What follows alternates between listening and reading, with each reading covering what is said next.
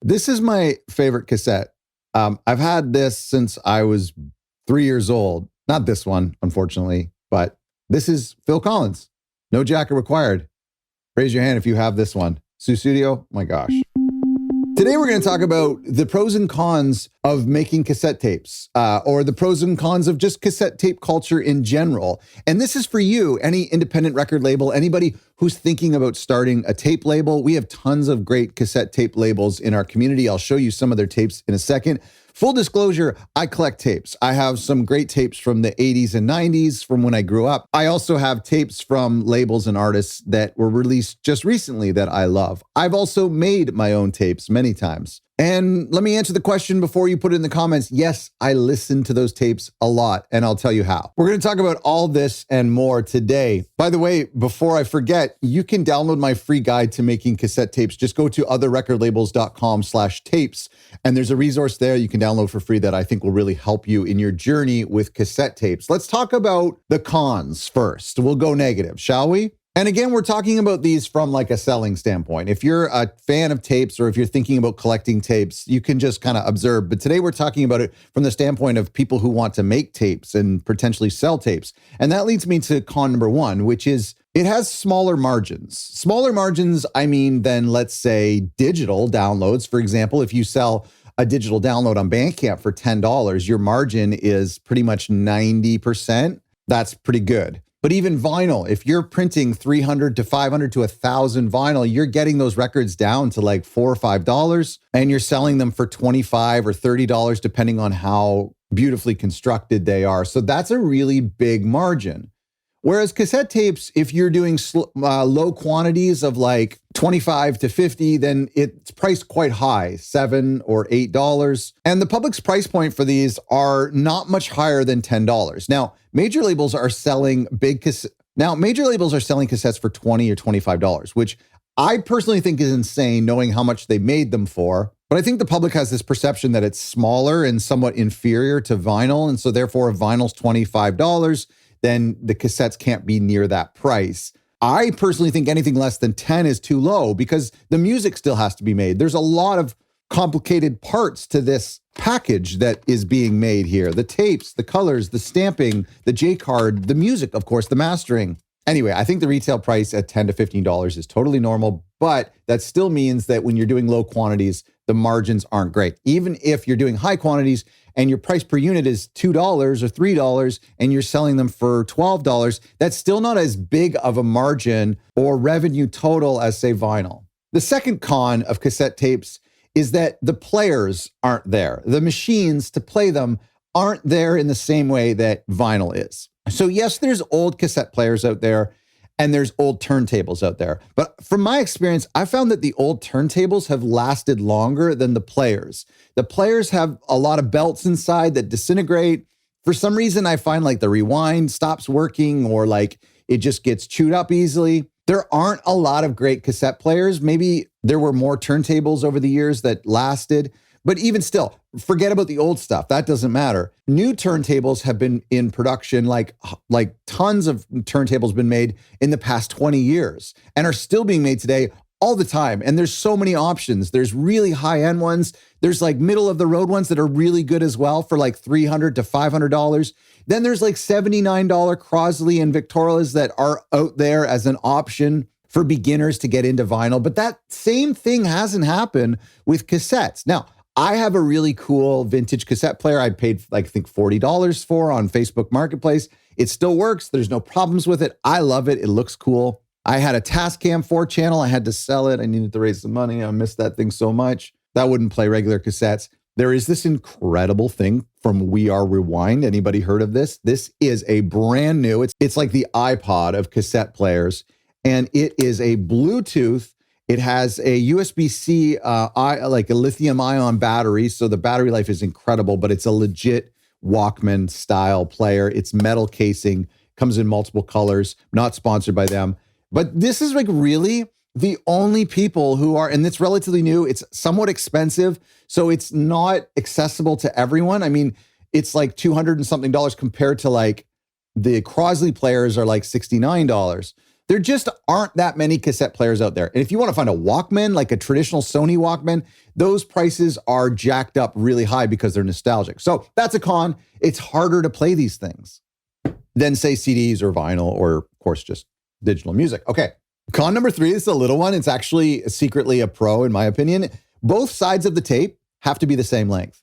And it's a weird thing because if you're making an album and the album's 40 minutes long, you have like 10 songs. If you were to cut the album in half, the first 5 songs, are they equally 20 minutes? Is the first 5 songs 20 minutes and the last 5 songs equally 20 minutes? The reason being is that you get a tape that's, say, 20 minutes long. And that means that side A is 20 minutes long and side B is 20 minutes long. So it actually holds. But if side A and track 1 through 5 is like 15 minutes and side B, track 6 through 10 is 25 minutes, then you're not going to be able to fit side B on side B of the tape. And side A is going to have like 5 minutes of, potentially have 5 minutes of dead space. And so this was kind of weird. In the 90s, sometimes they would just deal with it and like side 1 would end, side A would end, and it would just play for a long time. I personally take this as a little bit of a challenge. And the record I just released, side B was much longer, not much longer, actually, like maybe a minute and a half. So what I did was I went into the Pro Tools session of the last song on side A, and I just kind of recreated this like little reprise. Like I extended the ending and kind of created a new little instrumental track. The other thing you can do, I've done before as well, is switch the track listing, make it fit so that the track listing for the cassette is different than it is on Spotify or on vinyl. Vinyl, the sides don't necessarily have to be the same length. They just have to kind of come under a certain number. The needle just stops playing or just continues to spin. It doesn't really matter. But it does matter on cassette because you don't want people to have like a dead space before they flip it over, especially if they're using auto reverse. Throwback to anybody remember auto reverse? Anyway, there's ways around it. I like just to add a bonus song or switch the track listing around, or sometimes you just get lucky. So it's not really a con. Con number 4. I find that retail doesn't know what to do with these things. Retail stores are set up for vinyl nowadays, primarily. They have some section for CDs, but I find with cassettes are like given sort of like a back of the store situation. I went into a little record store one time and asked if they have cassettes, and he's like, yeah, I do. And he goes into the attic and brings me out a box, and I'm like digging through the box. It was fun. I actually found a great tape, but there isn't a way in a lot of record stores to display tapes. Now, I'm not saying that's true across the board. I know that some record stores have a really good tape area, a tape selection. So bravo to you. But for the most part, I find that retailers are just a bit confused. They don't know the price point of what to sell them at. Like records, they're really familiar and comfortable with. Tapes, it's just a little bit difficult for them. Again, having a record on a shelf facing forward on an end cap or along the wall really advertises that big canvas. But you can't really do that with cassettes. You can, but they tip over. It's a little bit difficult. In the same way, Amazon and Target aren't carrying cassettes in the same way they are vinyl. And so that kind of culture, even though most people prefer to buy from the artist, Bandcamp, or go to an independent record store, the popularity of vinyl on Amazon and in Target, I think, is helping propel the format forward. And we don't have that with cassette tapes. The final con of cassette tapes before we talk about the pros is they're just not popular yet. They're not overly popular yet. The obsession with vinyl is so cool. I love it. I love vinyl. And I adopted vinyl late in life.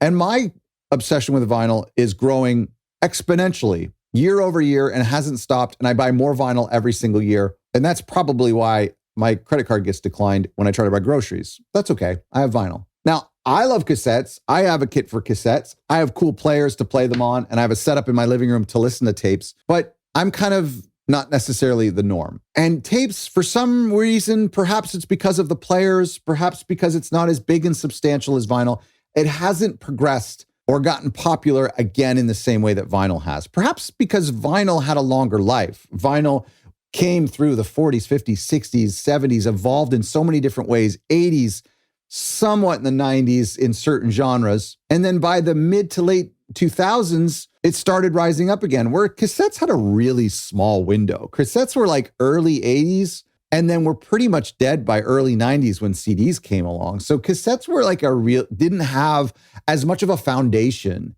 as vinyl does. I think with cassettes, the nostalgia is kind of distracting for a lot of people. Some people are like, oh, my dad had cassettes. Oh, that's cool. I think the lack of quality is also an issue. Now, there are some vinyl records you buy from garage sales that are absolute garbage and are not enjoyable to listen to.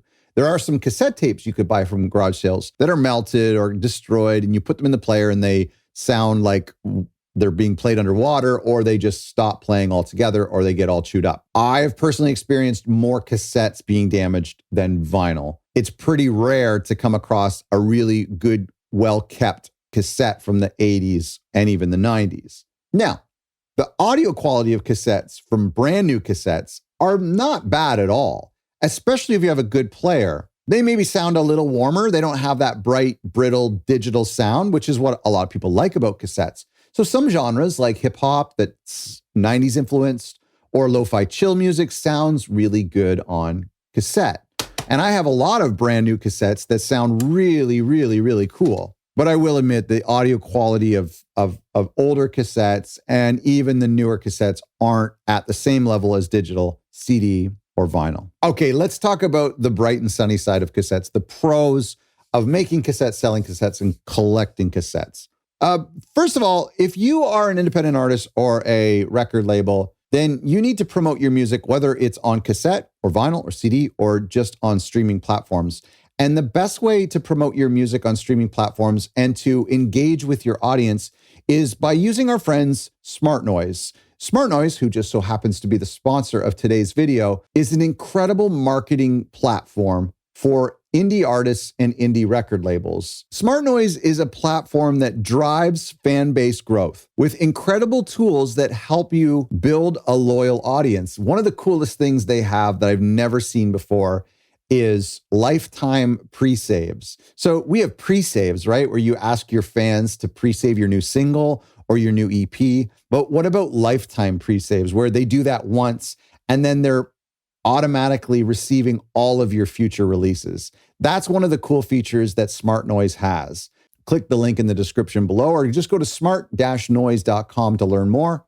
They have smart links and classic pre-saves and lifetime pre-saves, automated email marketing, and ad campaigns for record labels. Smart-noise.com. Here are the 5 pros of cassette tapes. Number 1, it's a lower barrier of entry for independent record labels. You can do low quantities. And this is true for independent artists as well. You can do them at low cost. Like I mentioned, I think that the cassette tape manufacturer I've used before can go as low as like 10, maybe 20, but I think it's perhaps lower than 20. Now, your price per unit goes up significantly when you decrease the amount of tapes you're making and vice versa. So if you're doing 10 tapes, it might cost you $10 to $15 per tape. If you're doing 20 tapes, you can get that down to say $9. And if you're doing 50 or 100 tapes, the price is dropping significantly. But the point is if you just want to test it out and try it out, you could do it for an investment of like $150. Or for a lot of people in our community, they actually just hand make the tapes. They can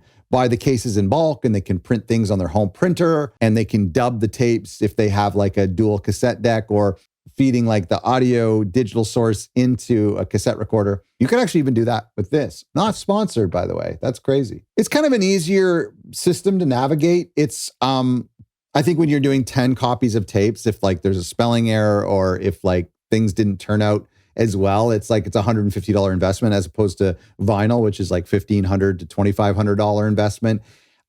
Tapes are quicker to make. For me, it takes me about a month or so to get them back from the manufacturing plant versus vinyl, which is anywhere between 4 to 6 months. They're also incredibly cheap to ship. You can ship them domestically for $5 to $10 or overseas for $10 to $15, whereas vinyl is like much more because it's bigger. The second pro of cassette tapes is the creative canvas that it provides. So look at this tape here. So we have like a blue case, like it's a colored case. Then we have this like J card. So you can print on the front, you can print on the spine, this little tab here. You can do all the same canvases on the inside. Then of course you can do like pad printing here on a clear tape, or you can do a colored tape like this one here.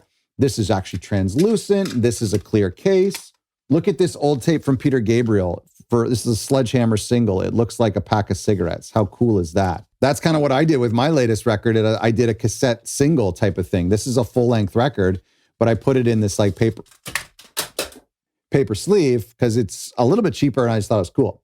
The options and the canvases that you get to play on, and just even the vertical design and the ability to adapt your square digital album cover into a vertical design and incorporating the spine in some ways, I think that's just really fun. The people who do homemade cassettes, some people actually just go to Goodwill and buy like old Tina Turner cassettes and then tape over the tabs and record their album over top of it and maybe spray paint them or something. There's just so many options you can do. It's kind of cool. Pro number, what are we on? 3. Pro number 3 is there's a higher ceiling for growth. And so I think vinyl is probably going to hit its peak pretty soon.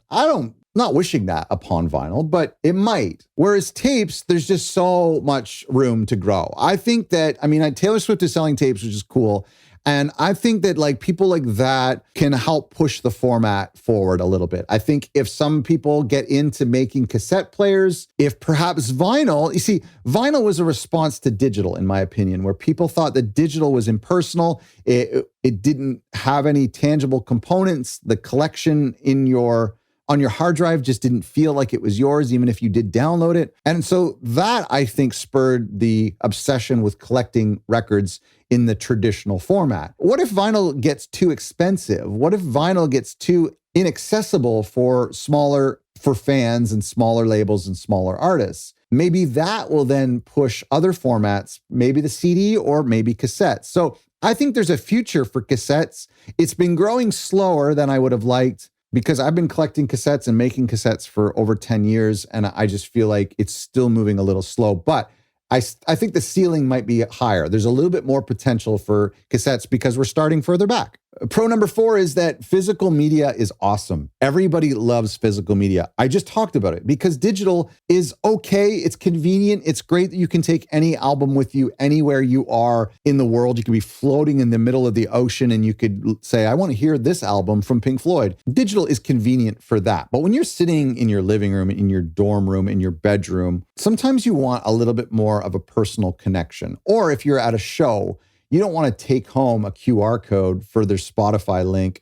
You actually want to take home like a t-shirt, a vinyl, or a cassette. And that's what I think.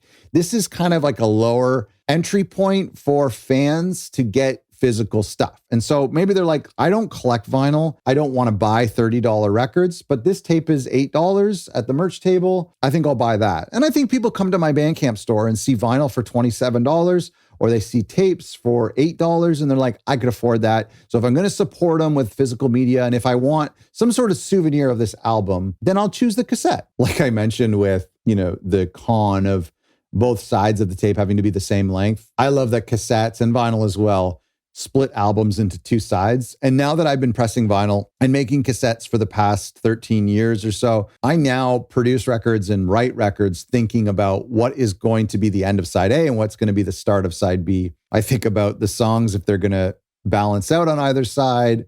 So I like creating for 2 sides. The final pro of cassettes is that they're genreless. And I think vinyl has finally moved to that place as well. But cassettes, I think, are awesome because they work for most genres. There are hip hop fans that collect cassette tapes. There are lo-fi experimental noise groups that make incredible tapes. Folk music, punk, of course, metal, and all of the subgenres of like alternative and a lot of that kind of weird, spooky stuff. They do incredible things with tape. Lo-fi chill, Japanese pop. I haven't noticed a push for tapes in jazz as much. Maybe that's because jazz is generally a little more hi-fi. Same thing with classical or neoclassical. I haven't seen as much stuff done on cassette as I have on vinyl. Perhaps like pop as well. I'm not sure if the audience is there, but I think across the board, like there are so many genres that are starting to adopt cassettes and starting to make cassettes. So anyway, that's cool.